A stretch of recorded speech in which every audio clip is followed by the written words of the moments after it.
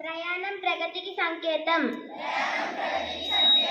యుగ వారసులమైన మనకు ప్రయాణం ఒక తప్పనిసరిగా అవసరం.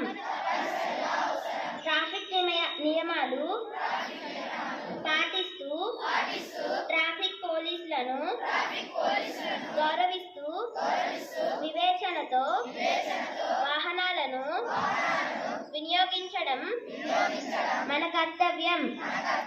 కాబట్టి జీబ్రా క్రాసింగ్ వద్ద మాత్రమే రోడ్డు దాటడం, బస్సు ఆగినప్పుడు మాత్రమే ఎక్కడం దిగడం చేస్తానని తెలుపుతున్నాను.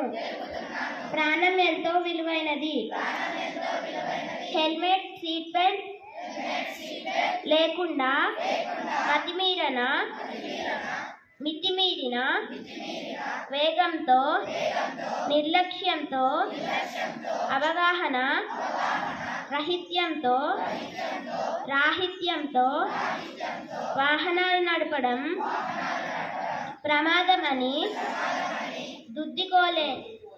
దిద్దుకోలేని తప్పు చేసిన వారం అవుతామని గ్రహిస్తున్నాను.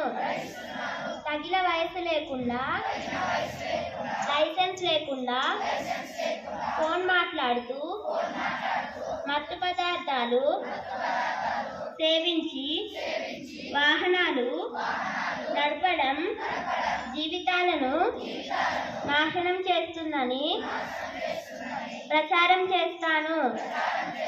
రహదారులు నీడనిచ్చే చెట్లతో మెరిసిపోవాలి తప్ప రక్తపు మరకలతో తడిసిపోకూడదని విఘ్నతతో వ్యవహరిస్తానని ఆత్మసాక్షిగా ప్రమాణం చేస్తున్నాను.